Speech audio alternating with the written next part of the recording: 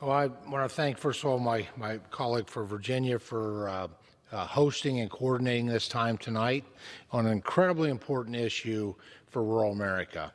And I appreciate her yielding. Madam Speaker, this year marks the 30th anniversary of the 340B Federal Drug Pricing Program.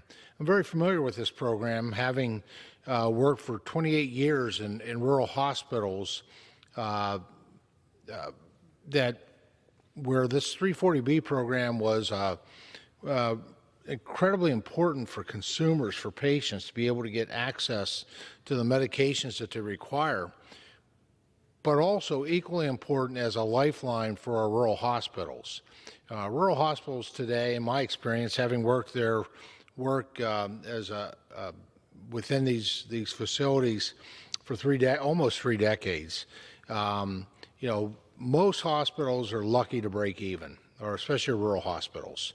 It's very, very challenging financially, but we know how important they are, right? We know that these tend to be the economic engines within our rural communities. These are the source of great jobs. This is access to quality health care.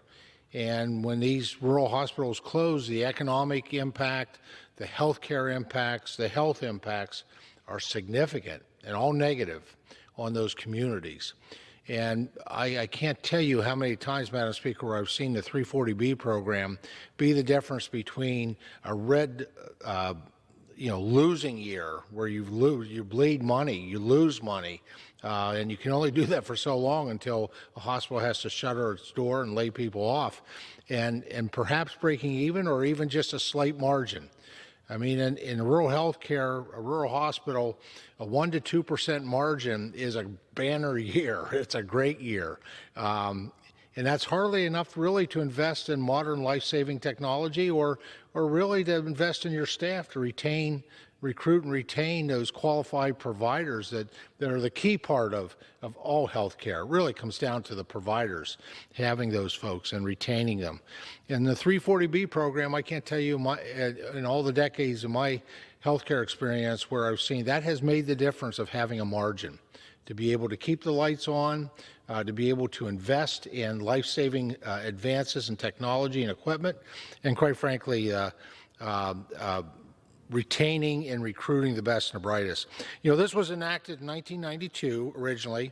The 340B drug pricing program requires pharmaceutical companies provide certain healthcare organizations like federally qualified health centers and rural hospitals discounts on their drugs in exchange for having their drugs covered by Medicaid. The program was created with the purpose to, quote, stretch scarce federal resources to reach more eligible patients and offer more comprehensive services, end quote.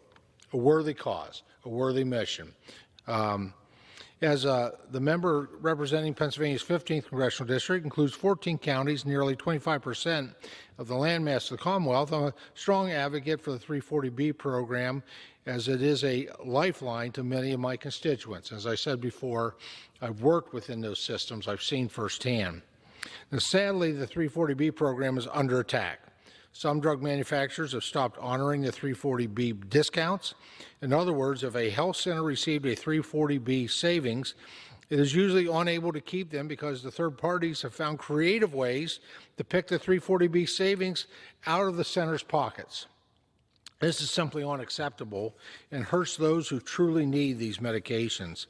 And for these reasons, I'm proud to be a co-sponsor of H.R. 4390, the Protect 340B Act, which prohibits these types of practices and ensures 340B savings remain where Congress meant them to go, with the safety net providers and the medically underserved patients that they care for.